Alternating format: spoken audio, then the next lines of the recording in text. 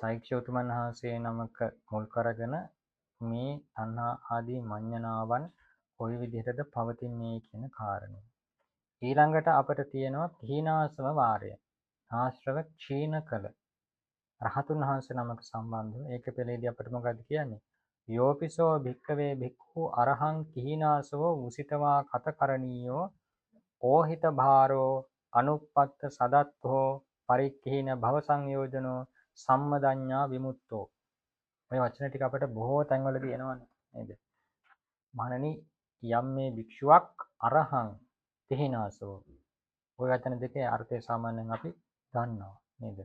අරහන් කියන වචනේට අර්ථ අපි අහලා තියෙනවානේ. කෙලෙස් නැසපු නිසා, පූජාවන්ද සුදුසු නිසා, කෙලෙස් අර සිඳුරු නිසා ඔය වගේ විවිධ අර්ථ. ඉතින් ඊට අතිරේකව මෙන්න මේ අර්ථ ටිකත් කීනාසව උතුමන් වහන්සේ නමකට අපට සපයන්න පුළුවන්. ඒ කියන්නේ බාහිර නමක් නෙවෙයි. දැන් සිද්ධාර්ථ කියන නම දුන්නේ කවුද? අර බමුණු ටිකනේ. හැබැයි බුද්ධ කියන නම දුන්නේ, අරහං කියන නම දුන්නේ, භගවා කියන නම දුන්නේ නැහැ. ඒක ඒ භාග්‍යතුන් වහන්සේගේ ජීවිතය තුළින්ම උපදවපු ಗುಣ ටිකක් නිසා ලැබුණු නාමයක්. නේද? අම්මා දුන්නු නමක් නෙමෙයි, තාත්තා දුන්නු නමක් නෙමෙයි. ඉතින් මේ කියන නම් ටිකත් අන්න ඒ වගේ තමයි කිහිනාසව උසිතවා කතකරණී. අපි අට කතාවත් එක්කලම් බලමු මේ ටික. සෝපි පඨමින් පඨවිතෝ අභිජානාති. ඉතින් ඒ උතුමන් වහන්සේ නමත් අර පඨවින් පඨවිතෝ සංජානාති කියලා නෙමෙයි පඨවින් පඨවිතෝ අභිජානාති. අර සාමාන්‍ය පුහුදුන් පුද්ගලයා වගේ මේ පඨවිය සම්බන්ධව තණ්හා දිට්ඨි මාන නිෂ්ක්‍රය කරගෙන කෙලස් වැඩෙන විදිහට ගලපගන්නේ නැහැ. පඨවින් පඨවිතෝ අභිඥාය පඨවින් න මඤ්ඤති. පඨවියා න මඤ්ඤති. නේද? මේ පඨවියේ තියෙන පඨවි ධාතුවේ තිබෙන ලක්ෂණ ස්වභාවයෙන් දැකගෙන ඒක මුල් කරගෙන ඉතින් මෙතනදී පඨවි වාරය විතරයි ඊළඟට ඔය 30 වෙනි ඡේදෙදි කියන්නේ ආපං තේචං පිළිවෙලින් ඔය විදිහට එන මුළු රූපස්කන්ධය සම්බන්ධවම ඒ රූප ධර්ම සම්බන්ධව සියලුම ආකාරයෙන් පිරිසිඳ දකින්නවා නෙමෙයි දැන් දැකලා අවසానයි. අන්න ඒක නිසා කියනවා පඨවින් පඨවිතෝ අභිඥාය පඨවින් නාමඤ්ඤති කියලා. නේද? සාමාන්‍ය පුද්ගලයෙකු වගේ අර විදියට තව දුරටත් පඨවිය සම්බන්ධව තණ්හා දිට්ඨිමාන්නේ වැඩෙන්න මේ අර සත්පුද්ගල භාවයෙන් ඒහා සමග කටයුතු කරන්නේ නැහැ, ගනුදෙනු කරන්නේ නැහැ. නේද? පඨවියා න මඤ්ඤති, පඨවිතෝ න මඤ්ඤති, පඨවින් මේති න මඤ්ඤති, පඨවින් නාභිනන්දති, සංකිස්ස හේතෝ පරිඤ්ඤාතං තස්සාති වදාමි. ඒ විදියට බැස නොගන්ට හේතුව මොකක්ද? මේ පඨවි ධාතුව කියන දේ සම්පූර්ණයෙන්ම පරිඤ්ඤයං පරිඤ්ඤාතං පිරිසිඳ දත්ත යුතු දේ පරිඤ්ඤාත කරලා අවසానයි නේද? ත්‍රිවිධාකාරයේ පරිඤ්ඤාවන්ගෙන් පිරිසිඳීමෙන් ඉතිරියක් නැතුව දැනගැනීමෙන් දැනගෙන අවසాన. රහතුන් වහන්සේ නමකට. බලන්න ඒකේ අට කතාවේ මොකද කියන්නේ? කිහිනාසම වාර තතියාදි ණය වන්නනා. මේ විදිහට වර්ණනා වෙනවා. ඒවං පඨවියාදීසු වත්හෝසු සෙක්ඛස පවත්තින් දස්සෙත්වා මේ විදිහට මේ මුලින් කියපු පඨවි ආපෝ මේවා ඊළඟට මේ සත්ව කොටහස සම්බන්ධව සෛක්ෂ්‍ය උතුමන් වහන්සේ නමකගේ ස්වභාවය දක්වලා සේක පුද්ගලයෝ කී දෙනයිද? 7 දෙනයි නේද? අසේක පුද්ගලයෝ එක්කෙනා. අසේක පුද්ගලයා කියේ කාටද? අන්න අරහත් ඵලස්ත උතුමන් වහන්සේ. ඊළඟට සේක පුද්ගලයෝ 7 දෙනා කිව්වේ?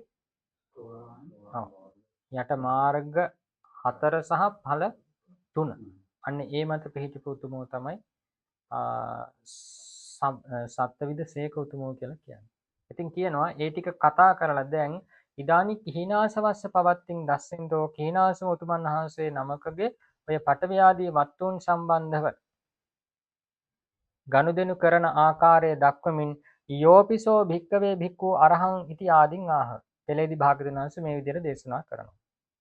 එතනදී යෝපී කියන එකේ පී සද්දෝ සම්පින්දනත් ඕක අපිට බොහෝ කොට එනවා. ඔය පීකාරය සම්පින්දනය කරනවා කියන්නේ ඇයි?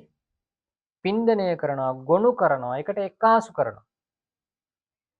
තේන එහෙයින් ඉද උභය සභාගතාපි ලබ්භති इति දස්සේති. දෙයාකාරයේ වූ සභාගතාවක් අතිරේකයක් මෙතන ප්‍රකට කරනවා කියන එකයි උතන පිකාරයෙන් අරගෙන තියෙන්නේ. ඒ කියන්නේ මොකක්ද? සෙක්කෝහි කිහිනාස වේන අරිය පුද්ගලත්තා සභාගෝ. ඔන්න එක සභාගතාවක්. ඒ කියන්නේ පුද්ගල භාවයෙන් සභාගයි. සෛක්ෂ උතුමන් වහන්සේ නමක් කිහිනාසව උතුමන් වහන්සේ නමක හා සමග ඒ දෙදෙනාම කවුද? ආර්ය භාවයේ පිහිටිය නිසා අරිය පුද්ගලත්තා සභාගෝ. ආර්ය පුද්ගල භාවයෙන් මේ උතුම සභාගයි. සභාගයි කියන්නේ ඒ කියන්නේ මේ සම වෙනවා කියන වගේ අදහසක් තමයි. නේද? ඒ කියන්නේ අපි දැන් කියමුකෝ මේ දැන් හේතු කියලා අපි කියනවනේ නේද? හේතු කියලා හේතු ධර්ම වලට අපි මොනවද ගන්නෙ? ලෝභය හේතුවක්, දෝෂය හේතුවක්, මෝහය හේතුවක්, අලෝභය හේතුවක්, අදෝෂය හේතුවක්, අමෝහය හේතුවක්. නේද? එහෙනම් යම් මොහොතක යම් සිතකෝයි හේතු ටික ක්‍රියාත්මක වෙනවා නම් ඒක මුල් කරගෙන ඵල ධර්ම ටිකක් සකසෙනවද? අපි එතනට ප්‍රත්‍යක් කතා කරනවා මොකක් කියලාද? හේතු ප්‍රත්‍ය කියලා. නේද? අර හේතු ටික හේතු භාවයෙන් යමකට උපකාර කරනවා. ඉතින් ඒ වෙලාවේදී අපි කියමුකෝ කුසල සිතක් සැලකුවොත් එහෙම නේද? කුසලක සිතක මොනවද තියෙන්නේ? අලෝභය තියෙනවා, අදෝෂය තියෙනවා, අමෝහය තියෙනවා. නේද? අමෝහය කියන්නේ ප්‍රඥාවනේ නේද? ප්‍රඥාව. එම නැත්නම් අපි කියනවා සම්මා දිට්ඨිය කියලා. සම්මා දිට්ඨිය කියන්නේ මොකක්ද? මාර්ග අංගයක්. නේද? මාර්ගාංගයක්. එනම් යම් වූ සිතක මාර්ගාංගයක් යෙදෙනවා නම් ඒ මොහොතේදී ඒක මාර්ගාංග භාවයෙන් ඉතිරි නාම ධර්ම වලට උපකාර කරනවා. අපි ඒකට කියනවා මොකක් කියලාද? මාර්ග ප්‍රත්‍ය කියලා. මග්ග ප්‍රත්‍ය කියලා අපි කියන්නේ. එහෙනම් මේ කීවේ එකම මොහොතකදී අමෝහය කියන දේ, ප්‍රඥාව කියන දේ හේතු භාවයෙන්ුත් ඉතිරි නාම ධර්ම වලට උපකාරයි. අපි ප ဋ ාහනේ කියද්දි කොහොමද කියන්නේ? හේතු සම්පයුත්තකානං ධම්මානං කියලා කියන්නේ. හේතු හා සමග සම්ප්‍රයුක්ත ධර්මයක්. ඊළඟට අර මග්ගංගානි මග්ග සම්පයුත්තකානං ධම්මානං. මේ කියන මාර්ගාංග ඒ හා සමග සම්ප්‍රයුක්ත ධර්මයන්ටත් මග්ග ප්‍රත්‍යෙන් උපකාරක වෙනවා. ඉතින් අපි ඔන්න ඕක කියනවා අර හේතු ප්‍රත්‍ය කියන එක මග්ග ප්‍රත්‍යට සභාගයි කියලා. සම වෙනවා කියලා. ඇයි සම වෙනවා කියලා කියන්නේ? අරයගේ අමෝහය කියන ප්‍රත්‍ය ඒ අවස්ථාවේදී හේතු භාවයෙන් ක්‍රියාත්මක වෙනවා. මෙතනද බැලුවොත් එහෙම ඒ අමෝහයම තමයි. ඒ කියන්නේ ඒ කුසල්සිත හටගත්තු අවස්ථාවේදී අමෝහය කියන චෛතසිකය ඉතිරි සම්ප්‍රයුක්ත ධර්ම වලට හේතු භාවයෙන්ුත් උපකාරකයි. එතකොට කියනවා අපි හේතු ප්‍රත්‍ය කියලා. ඒකම මග්ග භාවයෙන්ුත් උපකාරකයි. එතකොට අපි කියනවා මාර්ග ප්‍රත්‍ය කියලා. නේද? ඒක නිසා අපි ඔය ප්‍රත්‍ය දෙකට නමක් කියනවා සභාගයි කියලා. සම වෙනවා. මට සභාග කියන වචනේ මෙන්න මේකයි අදහස් වෙන්නේ. නේද? ඒ යම් ආකාරයක සමවීමක් තියෙනවා. චතුරාර්ය සත්‍යදී කතා කරන්නේ මොනවද? දුක්ඛ සත්‍ය, සමුදය සත්‍ය. ඒ මොන සම්බන්ධතාවද තියෙන්නේ? දුක්ඛ සත්‍ය, සමුදය සත්‍ය. ඔව් ඒ මොන සම්බන්ධතාවද තියෙන්නේ? හේතුඵල නෙමෙයි. ඵල හේතු සම්බන්ධතාවක්. ඒක හේතුව මොකක්ද? සමුදය සත්‍ය. ඵලය මොකක්ද? දුක්ඛ සත්‍ය. ඵල හේතු. ඊළඟට නිරෝධ සත්‍ය සහ මාර්ග සත්‍යයට යනවා.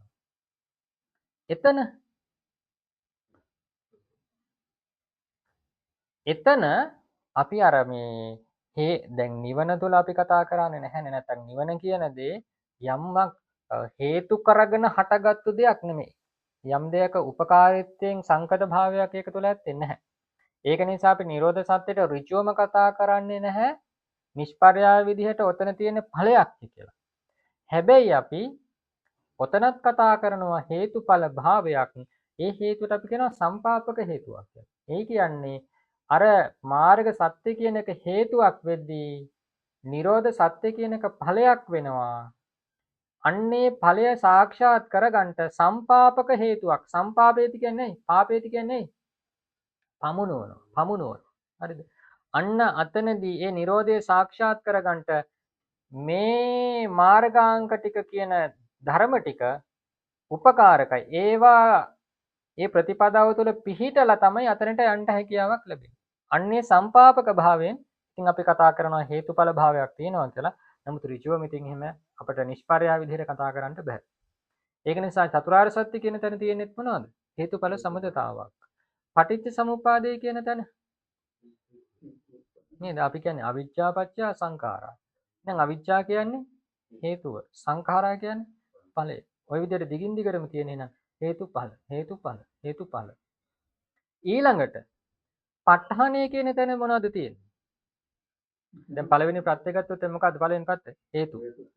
ඔව්. ඒක මොකද්ද විග්‍රහය? හේතු සංපයුක්තකානං ධම්මාන රූපානං ඔව් හේතුපච්චේන පච්ච නේද?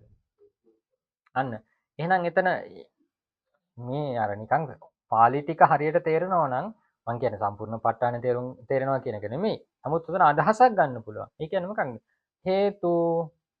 හේතු නම් වූ ධර්ම ටික. මොනවද? ලෝභ දෝෂ මෝහ, අලෝභ අදෝෂ අමෝහ. ඊළඟට ඒව ටික ඒක තමයි ඒකේ විභක්තිය මොකක්ද? හේතු කියන එකේ විභක්තිය. පඨම විභක්තිය. පඨම විභක්තියෙන් ඉන්නේ කවුද? කර්තෘපදේ. එයා තමයි කරන වැඩේ කරන්නේ. උපකාර කරන්නේ කවුද? එන හේතු ධර්ම. කාටද කරන්නේ? කරන කෙනා තමයි හේතු සංපයුත්තකානං ධම්මාන තං සමුත්ථානානං ච රූපාන. නේද? ඒ උපකාරය කරන්නේ කාටද? ඒ හේතු හා සමග සංප්‍රයුක්ත වුණු ඉතිරි ධර්ම ටිකටත් ඒ හේතු නිසා උපදවන රූප ටිකක් තියෙනවා. හේතු නිසා උපදින රූප තියෙනවද? අපි කියන්නේ චිත්ත සමුත්ථාන රූප කියලා නේද? ඉතින් චිත්ත සමුත්ථාන රූප කියන එක චිත්තේ දැන් යම් අපි චිත්තය කතා කරනවා චෛතසික කතා කරනවා. ওই දෙකේ පොදුවට නමක් කියන මොකක්ද? චිත්තෝත්පාදේ කියලා අපි කියන්නේ නේද? යම් මොහොතක චිත්තෝත්පාදේ. ඒක නිසා චිත්ත සමුත්ථාන රූප කීවට ඇත්තටම චිත්තේ විතරද ප්‍රත්‍ය වෙන්නේ? නැහැ. සමස්ත චිත්තෝත්පාදේම දැනට ලෝභයත් බලපානවාද? ඒක නේද? කෙනෙකුගේ හිතේ හොඳට කුසල සිතක් පෙරුණ අවස්ථාවක ඒ නාම ධර්ම ටික නිසා හරි පිරපොන් මිනිස්සු. හැබැයි තරහ ගියපුවම පස්සේ මේක කාලු වෙලා රතු වෙලා මේ චිත්තේ විතරක් නෙවෙයි. චිත්තේ කරන්නේ ආරම්භණය දැනගන්නවා කියන එක විතරයිනේ. නේද? තව අර ආරම්භණයත් එක්කලා ගනුදෙනු කරලා වැඩ ටික කවුද කරන්නේ? චෛතසික ධර්ම ටික. නේද? ඉතින් ඒවයිත් බලපෑමක් තියෙනවා. ඒක නිසා මේ හටගන්න රූප සම්බන්ධව. ඒකයි තරහ ගියපුවාම මොකද කළු වෙලා යන්නේ. ඊට පස්සේ හොඳ සතුටින් ඉඳි මේක ටිකක් ලස්සන වෙලා යන්නේ. ඒක නිසා චිත්තජ රූප කියලා අපි කියනවා. කොහොම චිත්තේ ප්‍රමුඛයින අනික් නාම ධර්ම වලට. නමුත් හටගන්න චිත්තජ රූප උපදවන්න මුළු චිත්තෝත්පාදෙම ප්‍රත්‍යය උපකාරක වෙනවා. නේද? එහෙනම් එතනදී කීවේ චිත්ත සංපයුත්තකානං ධම්මානං. මොකද්ද විභක්තිය? ධම්මානං. මොකද විභක්තිය? චතුත්ති හෝ ඡට්ටි. නේද? අපි උපකාර ලබන ධර්මයක්, උපකාර ලබන කෙනෙක් මොන විභක්තියෙන් තියන්නේ? චතුත්තිය නේද? එහෙනම් හේතු තමයි කර්තෘ උපකාර කරන කෙනා. සංපයුත්තකානං ධම්මානං ඒ අය තමයි උපකාර ලබන අය. හරිද? එහෙනම් උපකාර කරන්නේ කවුද? ලෝභ දෝෂ මොහ, අලෝභ දෝෂ මොහ. උපකාර ලබන්නේ කවුද? ඒහා සංප්‍රයුක්ත ඉතිරි ධර්ම ටික. ඉතිරි ධර්ම කියන්නේ මොනවද? චිත්තය සහ අර ඉතිරි චෛතසික ධර්ම ටික. මෙන්න මේ ධර්මයන්ට උපකාරක වෙනවා මොන ශක්තියකින්ද? අන්න හේතුපච්චයේන. ඔය මොකද්ද පච්චයේන? මොකද්ද විභක්තිය? කරණය මේ හේතු ප්‍රත්‍ය නම් වූ ප්‍රත්‍යයෙන් හේතු නම් වූ ශක්තියෙන් උපකාරකයි. ඉතින් මං අහුවේ මොකක්ද ශක්තිය එහෙනම්? ඒක තමයි එතනදි කියනවා අර මේ උපමාවට කියන්නේ විලක් උඩ තියෙන පාසෙ ටිකකට ඔන්න මේ එන හුලඟත් එක්ක මොකද වෙන්නේ? මෙහාට යනවා. අරෙන් හුලඟට ගහපුවම මෙහාට යනවා. හැබැයි මේ තියෙන ලොකු ගහක් හුලඟ ගහුව කියලා යනවා එනවද? නැහැ. ඇයි හේතුව? අන්න බැසගත්තු මුල් තියෙනවා. ඉතින් ඒක නිසා ඔය හේතු කියන ධර්මවල තියෙන එක ලක්ෂණයක් තමයි හේතු කියන වචනයට අර්ථ ගොඩාක් තියෙනවා. ඒකේ තියෙන එක ලක්ෂණයක් තමයි අර ආරම්මණය තුල දැඩිව පිහිටා සිටින්නට ඔය හේතු වෙනවා. උපකාරක වෙනවා. ඒක තමා විතරක් නෙමෙයි තමාහා සමග සංප්‍රයුක්ත අනෙක් ධර්ම වලටත් ওই ලක්ෂණය ගන්වන්නට ඒක හේතුවක් වෙනවා. ඒක නිසා අපි කියනවා සහේතුක හිතක් හේතු යෙදුණු හිතක් ඒ අරමුණ තුල හොඳට බැස ගන්නවා. හේතු නොහෙදුණු අහේතුක හිතක ඒ ලක්ෂණය නැහැ. දුර්වලයි. ඒ ආරම්මණයත් එක්ක ගනුදෙනු කිරීම. සංප්‍රයුක්තයි කියලා අපි කියන්නේ. මතකද? ඒකුප්පාද නිරෝධාච ඒකාලම්බන වත්තුකා. ඒ කියන්නේ ඒකුප්පාද ඒ කියන්නේ එකට උපදිනවා. ඒක නිරෝධා එකට නිරුද්ධ වෙනවා. ඒකාලම්බන එක ආරම්මණයක් ගන්නවා. ඒක වත්තුක එක වස්තුවයි අසුරු කරන්නේ නේද? ඒක චක්කුපසාද වස්තුව නම් චක්කුව තමයි වස්තුව. හදේ වස්තුව නම් හදේ වස්තුව නේද? ඉතින් මේ කියන්නේ ඔන්න ඔය ලක්ෂණ ටික දරන යම් ධර්මයක් තිබෙනවද? ඒවා තමයි සංප්‍රයුක්ත ධර්ම වෙන්නේ. ඒ කියන්නේ මොනවද? මේ යම් සිතක් හා සමග උපදින ඉතිරි චෛතසික ධර්ම ටික. හරිද? දැන් මෙතනදී අපි හිතමුකෝ පළවෙනි ලෝභසිත හට ගන්නවා. හරිද? පළවෙනි මොකද්ද පළවෙනි ලෝභසිත? සෝමනස්ස සහගතයි, ditthිගත සංපයුත්තයි, අසංකාරිකයි ඒ සිත. ඒකේදෙන චෛතසික මොනවද? සම්පජිත සාධාරණ හතක් කියනවා මොනවද? මෝහ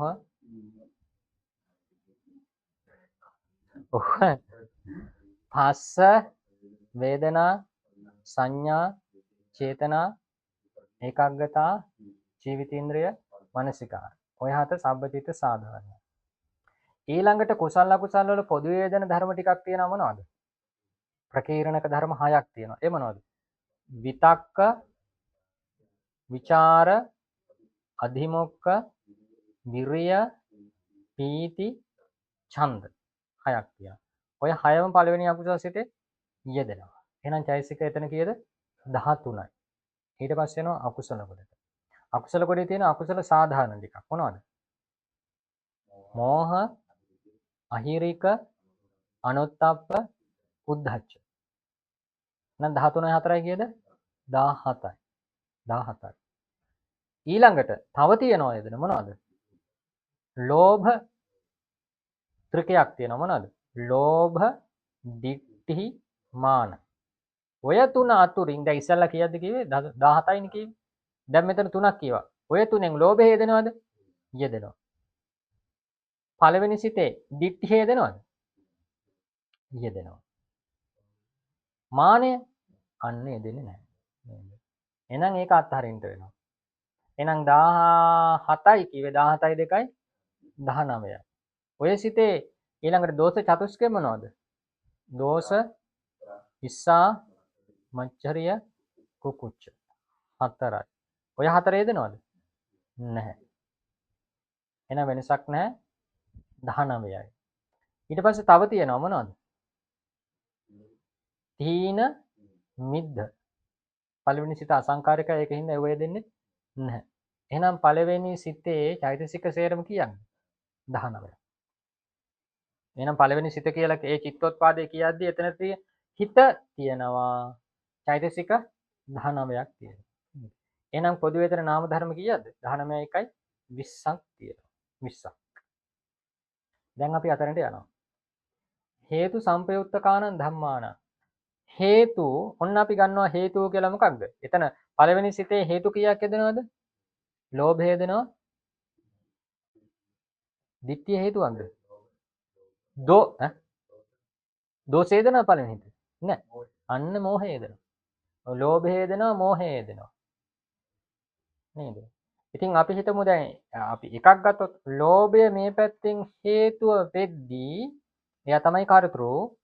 ඒකෙන් උපකාරව ලබනවා එහා පැත්තේ ඉන්න නාම ධර්ම තව කීයක් තියෙනවද එහෙනම්?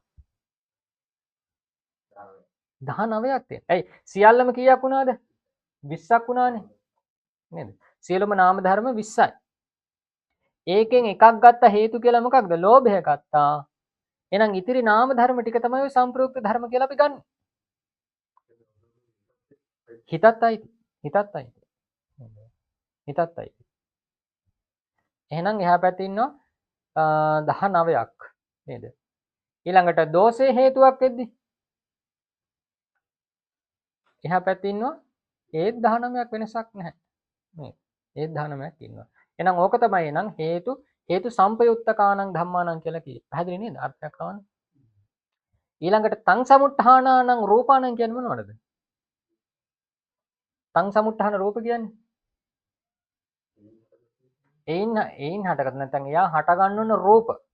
චිත්තයේ උපද්දවන රූප ටිකක් තියෙනවද? මොනවද චිත්තජ රූප ටික? චිත්තයේ උපදවන රූප මොනවද? සුද්ධාෂ්ටකය උපදවනවා නේද? පඨවි ආපෝ තේජෝ වායෝ අන්න ගන්ධ රස ඕජා ඒක ටික තියෙනවනේ. ඒ රූප කලාප විදිහට ගන්නදී අනිත් පැත්තෙන් පරිච්ඡේදයක් එතනටම ගන්නන්න පුළුවන්. තව දැන් මෙහෙම කතා කරද්දී වචී විඤ්ඤාතියත් එක්කලම අනිත් පැත්තෙන් ඇඳලා එනවා ශබ්ද රූපය නේද? ඊළඟට අංගපසංග චලනය කරද්දී කාය විඤ්ඤාතිය නේද? එහෙනම් චිත්තජ රූප විදිහට ඔන්න ඔය ටික සුද්ධාෂ්ටකය පරිච්ඡේද රූපේ 9යි කාය විඤ්ඤාති වචී විඤ්ඤාති 9 2 11යි ඊළඟට ශබ්ද රූපයයි 12යි. ඔන්න ඔය ටික තියෙනවා චිත්තජ රූප විදිහට. හිතන්න ඉතින් යම් අවස්ථාවකදී හටගන්නා වූ ලෝභසිත මුල් වෙලා ඒ භික්ෂුව යම් ක්‍රියාවක් සිද්ධ කරනවා නම් ඒ වෙලාවේදී වචී විඤ්ඤාති හැරෙන්න කාය විඤ්ඤාති රූපය උපදවනවා නම් හරිද? ඒ කියන්නේ කාය විඤ්ඤාතිය උපදවනවා එහෙනම් ඒ වෙලාවේදී වචී විඤ්ඤාතිය සහ ශබ්ද රූපය උපදවීමක් නැහැ. අපි සේරම කීයක් කියවද? 9 3 12ක් කියවනේ නේද? දැන් දෙකක් අතරිය එහෙනම් දැන් මේ විදිහට මොනවත් කතා බහක් නැහැ මම අංගපසංග හෙලවීමක් විතරයි. නැත්නම් ඇවිදිනවා කියලා හිතන්න. එහෙනම් ඒ මොහොතේදී අර ලෝභ හිත කියන්නේ කරන හැම වැඩකටම හැම ඉරියව්වකටම අර ලෝභ හිත ප්‍රමුඛයි. ලෝභ හිත මුල් වෙලා සිද්ධ වෙන්නේ. නේද? එහෙනම් එතනදී ලෝභ හිත මුල් වෙලා උපදින චිත්තජ රූප ටික මොනවද? සුද්ධාෂ්ටකයයි පරිච්ඡේද රූපයයි ඇවිදිනවා නම් කාය විඤ්ඤාතිය. ඔන්න ඔය 10. එහෙනම් අතනදී කියවේ හේතු සම්පයුත්තකානං ධම්මානං තං සමුත්ථානානං රූපං කියලා කියේ ඕන් ඔය රූප ටික. හරිද? ඒ ලෝභ හිත හටගන්න අවස්ථාවේදී ලෝභ හිත මුල් වෙලා අපි යම් ක්‍රියාවක් කරනවා කියලා හිතමුකෝ. හිතන්න මේ දැන් කෙනෙකුගේ දෙයක් කොහම ඔස්සන උඩට. ඒක මට හිතක් ඇති නුනොත් පුළුවන්ද කරන්න? බෑනේ. ඒ ඉස්සීමට අදාළව මගේ කයේ යම් රූප වෙනසක් සිද්ධ වෙන්නට ඕන. නේද? එහෙනම් ආන් ඒක සිද්ධ වන්නේ මොකක් මුල් කරගෙනද? නැත්නම් ඒ සිද්ධ වන්ට අදාළ රූප ටික උපදවන එක නැත්නම් උපදින රූප ටිකට අර ලෝභය කියන හේතු ධර්මය හේතු වෙනවා. හේතු වෙනවා. ඉතින් ඕන් ඔය දෙපැත්ත තමයි කියන්නේ මොනවටද මේ සම්ප්‍රයුක්ත නාම ධර්ම වලටත් රූපය කොහොමද සම්ප්‍රයුක්ත නැහැ නේද? රූපේ ඒකාන්ත විප්‍රයුක්ත ධර්මයක් නේ. ඒ විදිහට තියෙන චිත්ත සමුත්ථාන රූපයන්ටත් හේතු භාවයෙන් උපකාරකයි.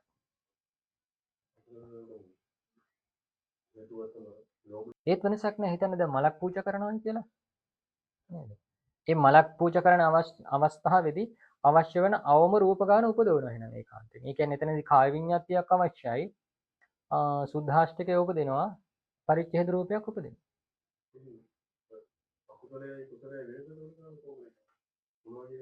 ඔව්. දැන් මේ ඒක රූපයේ පැත්තේ වෙනසක් නැහැ. දැන් ඔය දැන් මට ඒක කියන්නට බැරි වුණානේ. ඔව් ඒක කියන්න තමයි මෙච්චර මුලින් පටන් ගත්තේ. මේ අර මේ හේතු ප්‍රත්‍යයෙන් උපකාර වෙනවා සහ මාර්ග ප්‍රත්‍යයෙන් උපකාර වෙනවා කියන එක දෙකක් ඇතනම සිද්ධි දෙකක්. ඒ කියන්නේ හේතු භාවයෙන් මට අවශ්‍ය හේතු භාවයෙන් උපකාරක වෙනවා කියලා අපි කියනවානේ. මොකක්ද ඔය කියන්නේ? මම අර කිව්වේ ජලතලයක පාසි තියනවා ගහගෙන යනවා. ලොකු ගහක් තියනවා. ඒකේ මුල් තියනවා එකතර රැඳෙනවා කියලා. ඉතින් ඔය හේතු භාවයෙන් උපකාර වෙනවා කියලා කියන්නේ යම් සිතක හේතු යෙදෙනවද? ඒ සිත දැඩි ඒ ආරම්භණය තුළ හොඳට බැසගෙන සිටිනවා. තමා විතරක් නෙමෙයි අර සම්ප්‍රයුක්ත ධර්මත් එහෙම. හරිද? සම්ප්‍රයුක්ත ධර්මත් එහෙමයි. ඉතින් මේ නමුත් අර රූපයන්ට ඒ වගේ දැන් රූපය ආරම්භණය ගන්න ධර්ම රූප වලට ආරම්භනා ධම්ම කියනවා. අරමුණු ගන්න ධර්මයක් රූපේ. නැහැනේ නේද? එහෙනම් අරමුණක් තුළ හොඳට දැඩිව පිහිටන්ට රූපයන්ට හේතු උපකාරකයි කියොත් ඒක හරිද? නැහැනේ. නේද? ඒක නිසා අපට ඔතනදී අට කතාවේදී කියනවා මේ හේතු ප්‍රත්‍යයේදී රූපයන්ට උපකාරක වෙනවා කියලා කියන්නේ මේ සහජාත භාවයෙන් මේ මොහොතේදී උපදින්න කරන උපකාරයක් විතරයි රූපයන් සිද්ධ කරන්නේ. ඒක කුසල් සිතක් හෝ වේවා අකුසල් සිතක් හෝ වේවා ඒ මොහොතේදී ඒ අකුසල් සිතේ ඉපදී මම කියන කාරණය අර චිත්ත සමුත්ථාන රූප ටිකට උපදින්න හේතුවක් නේද? කුසල් සිතක හට ගන්නවා කියන කාරණයම ඒහා සමග අර රූප ටික මල් ටික පූජා කරන්න අදාළේ කාය ඉරියව පවත්වන්නට උපදින්න හේතුයි. එච්චරයි රූපයත් එක්ක තියෙන සම්බන්ධතාව. අර ආරම්මණය තුල දැඩිව බැස ගන්නවා කියන කාරණේට උපකාර කරන්නේ ඉතිරි නාම ධර්ම වලට පමණයි නේද?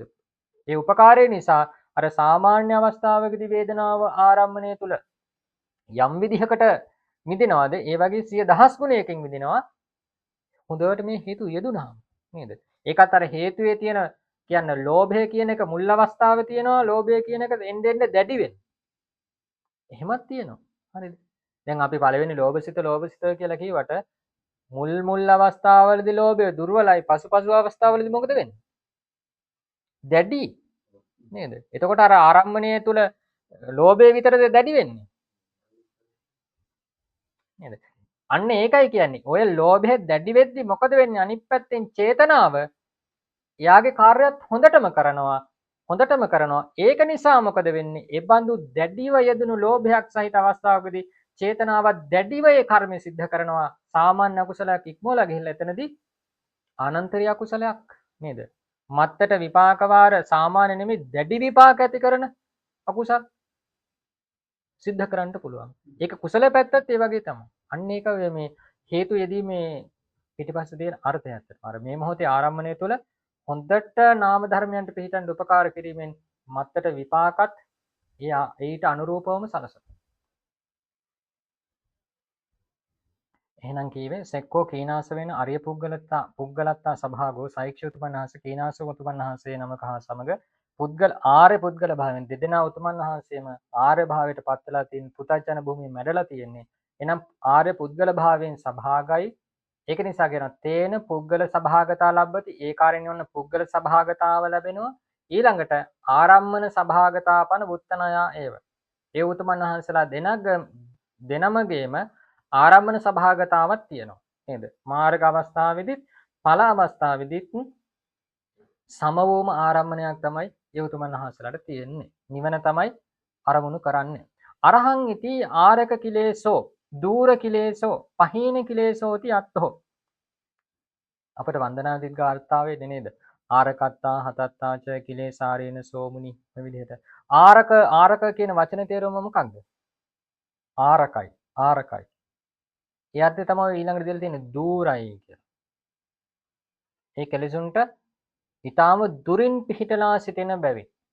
ඒ කියන්නේ උපරිම විදිහට කියනවා පහීන කිලේසෝ.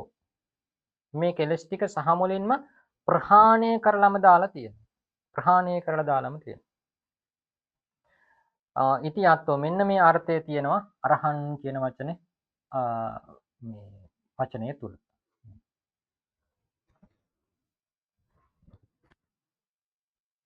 බුත්තං චේතං භගවතා භාගතුන් වහන්සේ විසින් මෙන්න මේක දේශනා කොට වදාරලා තියෙනවා කතංච භික්කවේ භික්ඛු අරහං හෝති මහණෙනි කොහොමද මේ භික්ෂුවක් අරහන් වෙන්නේ ආරකාසොහන්ති පාපකා අකුසලා ධම්මා සංකිලේසිකා පෝනෝ භවිකා සදරා දුක්ඛ විපාකා ආයතින් ජාති ජරා මරණීය. ඒ කියන්නේ ඒ භික්ෂුන් වහන්සේගේ මේ පාපක කියන වචනේ අර්ථය මොකක්ද? පාපකයි කියලා කියන්නේ ලාමකයි කියන අදහස. පාපය කියන වචනේ තේරුම මොකක්ද? ඒදී හරි ලාමකයි. ලාමකයි කියලා කියන්නේ ඇයි? විශේෂයෙන්ම කියනවා දුක්ගති සම්පාපනට්ඨේන. එබඳු ලාමක ධර්මයන් අසුර කරොත් කෙනෙක් මොකද වෙන්නේ? දුගතියට තමයිපත් වෙන්නේ. ඒ නිසා මේක පාප ධර්මයක්. පාපකයි. ඊළඟට පාපකා අකුසලා ධම්මා. කුසල කියන වචනේ තේරුම මොකක්ද? දැන් අපි කෝසල කියන නම තියෙන නේද? නැත්නම් කොසල් කියලා අපි කියන්නේ. මේ වචනේ හැදෙන්නේ කොහොමද? කුසල එකතු කිරීම න කු කියන කෙනගේ වෘද්ධියක් වෙලා කෝ වෙලා කෝසල. කෝසල කියන වචනේ තේරුම මොකක්ද? දක්ෂයි. දක්ෂයි. නේද? ඒක නිසා අකුසල කියන්නේ මොකක්ද? අදක්ෂ ධර්ම. අදක්ෂ ධර්ම. අපේ ටීකාව කියනවා සාවජ්ජට්ඨේන අකෝසල්ල සම්භූතට්ඨේනච. අදක්ෂ භාවය මුල් කරගෙන හටගත්තු ධර්ම තමයි අකුසල ධම්මා. සංකිලේශිකා. සංකිලේශ කියලා වචනයක් තියෙනවා අපට. සංකිලේශිකා කියලා වචනයක් තියෙනවා. කිලේසාචේව සංකිලිට්ඨාච. සංකිලිට්ඨා කියලා වචනයක් තියෙනවා. කිලේශ කියලා කියන්නේ ලෝභෝ කිලේශෝ, දෝෂෝ කිලේශෝ, මෝහෝ කිලේශෝ, මානෝ කිලේශෝ. මෙන්න මේ විදිහට අර ප්‍රകൃතියෙන්ම කිලිටි භාවයට පත් වුණු ධර්ම තියෙනවා. එහෙම නැත්නම් ආරම්මණයක් මුල් කරගෙන දූෂ්‍ය වන ධර්ම තියෙනවා. ඒවට අපි කියනවා කිලේශ නැත්නම් සංකිලේශ කියලා. ඊළඟට සංකිලේශික කියලා කියන්නේ යමක් අරමුණු කළොත් එහෙම ඒක මුල් කරගෙන කෙනෙකුට දූෂ්‍ය වෙන්න හිතයිශී ධර්මයක් වෙනවද? ඒ බඳු ඒකට තමයි සංකිලේශිකා කියලා කියන්නේ. සංකිලේශික. අපේ ටීකාවේදී කියනවා සංකිලේශං අරහන්ති තත්තවා නියුත්තා. කෙලසෙන්ට යෝග්‍යයි එහි හෝ යෙදුණු කියන අර්ථය. අපිට ධම්මසං තිකමාතිකාවලදී වගේ එනවා ටික. කිලේසාචේව සංකලිට්ඨාච කියන. පෝනෝ භවිකා කියලා කියන්නේ ආයේ මතු භවයක ඵලගෙන දෙන්නා වූ ඊට යෝග්‍ය ධර්ම. නේද? ඒ බඳු ඒවායින් රහතුන් වහන්සේ නමක් මොකද? ආරකා දුරින්ම දුර වෙලයි සිටින්නේ. සදරා දරත සහිතයි. ඒ කියන්නේ මේ කෙලෙස් 1000න්ගෙන් දැවෙන ගතිය තියනවාද යම්ම ධර්මයක් තුල. අන්න ඒ බඳු ධර්මයන්ගෙන් ආරකා රහතුන් වහන්සේ නමක් දුරස් වෙලා සිටින්නේ. සදරා දුක්ඛ විපාකා යම් වූ ධර්මයක් දුක් විපාක උපදවන ස්වභාවයක් ඇතිද ඒ බඳු ධර්මයන්ගෙන් රහතුන් වහන්සේ නමක් ආරකා මොනවද දුක් විපාක උපදවන්නේ? ඔව් දුක්ඛ විපාක ලක්ෂණ අකුසල කියලා අපි කියන්නේ නේද? සුඛ විපාක ලක්ෂණ කුසල. කුසලය කියන දේ මත්තට සුඛ විපාක උපදවීම තමයි යා ලක්ෂණය කොටගෙන සිටින්නේ. අකුසලය කියන දේ මත්තට දුක් විපාක ඉපදීම තමයි ලක්ෂණ කොට තිබෙන්නේ. ආයතින් ජරා ජාති ජරා මරණීය මත්තට තවදුරටත් ජාති ජරා මරණයන්ට පත් වෙනවද? අන්න ඒ වයින්ුත් ආරකා දුරින්ම දුර වෙලයි සිටින්නේ. මෙන්න මේ විදිහට භික්ෂුවක් අරහන් වෙනවා කියලා කියනවා. කිහිනාසවෝ කියලා කියන්නේ ඇයි? ආශ්‍රව කිහිනයි. මොනවද? ඔව් කාමාසව, භවාසව, දිඨාසව සහ අවිජ්ජාසව. අවිජ්ජාසව. ආසවාසව කියන වචනේ තේරුම මොකක්ද? ආසව ඔව් පොදුව අපිට කෙලස් වලට කියන්න පුළුවන්. සරල අර්ථය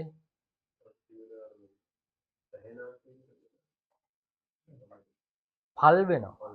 පල් වෙලා තියෙනවා. නේද? සංසාර බොහෝ කාලයක් එකතන ඒ කියන්නේ සත්ත්ව సంతානයක් ඇසුරු කරමින් පල් වෙමින් තියෙන දේ. අර මේ අපිට මේකදී උපමාවකට කියන්නේ ඔය අරිෂ්ඨාසව තියෙන්නේ නේද? එයාලා මොකද කරන්නේ? එයාලත් පල් ගඳ ගහනවා. ඇසුරු කරන බෝතලෙත් පාවිච්චි කරන්න විදියක් නැහැ. ඉතින් ඒ වගේ තමයි අපේ సంతානයකත් මේ කියන ආශ්‍රව ධර්ම වැඩෙනවාද? ප්‍රകൃතියෙන් ඒ ආශ්‍රව ධර්ම වලත් තියෙන්නේ කිලිටි භාවයක්. ඒ බඳු ආශ්‍රව ධර්ම ඇසුරු කරන පුද්ගලයා තුළ තියෙන්නේ එහෙනම් ඒ බඳු කිලිටි භාවයක්. අන්න ඒ වගේ කිලිටි භාවයක් නැති කරන ධර්ම වලට තමයි මේ ආශ්‍රව කියලා කියන්නේ. ඉමේ චත්තාරෝ ආසවා මේ කියන සතර ආශ්‍රව ධර්ම අරහතෝ කිහිනා රහතුන් වහන්සේ නමකට චීනයි සම්පූර්ණයෙන්ම දුර වෙලා තියෙන පහිනා සමුච්චින්නා පටිපස්සද්ධා අබබ්බුත්පත්තිකා අයිමතර උප්පත්තියක් ඇත්තේ නැහැ ඥානග්ගිනා දඩ්ඩා තේන උච්චති කිහිනාසෝ ඥානය නම් වූ ගින්නෙන් සහමුලින්ම දඩ්ඩා නේද දවල හලු කරලා යවලා තියෙන්නේ. ඒක නිසා උතුමන් වහන්සේ නමකට කියනවා කිහිනාසවා මේ ආශ්‍රව සම්පූර්ණයෙන් දුරු කරලා කියලා. නේද? මුසිතවා කියලා කියන්නේ ඇයි? ගරු සංවාසේපි අරිය මග්ග සංවාසේපි දසසු අරිය වාසේසුපි වසි පරිවසි මුත්තෝ පරිවත්තෝ නේද? මුසිතවා කියන්නේ වාසය කළ තැනැත්තා. ඔතන ඔය මේ වා කියලා ඔය ප්‍රත්‍යක් දාලා තියෙන්නේ. ඒ කියන්නේ අපි දැන් ගත කියන්නේ ඇයි? ගිය ගතවා කියන්නේ ගිය තැනැත්තා. ගතවා. ඒක නිසා උසිත කියන්නේ විසු උසිතවා කියන්නේ ඒ විදිහට විසු තැනැත්තා. ඉතින් මෙතන කියනවා මොකක්ද වාසය කරලා නැත්නම් විසුවා කියන එකෙන් ඔය අදහස් කරන්නේ ගරු සංවාසේපි වසි. ගරු සංවාසය කියලා කියන්නේ අපේ ටීකාවේ කියනවා ගරුණං පටිපත්තිය අනුකරණ. සංවාසය කියන්නේ එකට ඇසුරු කිරීම තමයි. හැබැයි මෙතනදී විශේෂයෙන්ම කියනවා ගරුණං සීල විශෝධනාදිනා ගරුණ. නිකම්ම නෙමෙයි. සීල විශෝධනය, සමාධිය, ප්‍රඥාව නේද? මේ ආදීන්ගෙන් මේ ආදිය උපකාර කරගෙන ඒ කියන්නේ කෙනෙක් හොඳට සිල් රකින්නවා. ඒක අර වැඩිහිටි උතුමන්ගේ ගරුණං පටිපත්තිය අනුකරණ. ඒ ප්‍රතිපදාව ඒ මත පිහිටලා අනුකරණය කිරීමක්. සමාධිය හොඳට පුරුදු කරනවා. ප්‍රඥාව හොඳට පුරුදු කරනවා. ඒ විදිහට අනුකරණය තමයි ඔය ගරු සංවාසය කියලා උතනින්ද අදහස් කරලා තියෙන්නේ. නැතුව නිකම් එකට සිටීම හිම නෙමෙයි. මුසිතවා. ඊළඟට අරිය මග්ග සංවාසේපි. අරිය මග්ග සංවාසය කියන්නේ අරිය මග්ග පටිපත්ති ඒව අරිය මග්ග සංවාසය. නේද? ආර්ය මාර්ගය හා එක්ව ඉන්නවා කියන්නේ මොකක්ද? මේ මාර්ගාංග ධර්ම ටික වැඩුණු කියන අදහසක්. නේද? අරිය මග්ග පටිපත්ති. ඒ ප්‍රතිපත්තිය. ඊළඟට දසසු අරිය වාසේසුපි වසි. දස අරිය වාසයක් දේශනා කරනවානේ භාගතුන් වහන්සේ. මොනවද ඒ?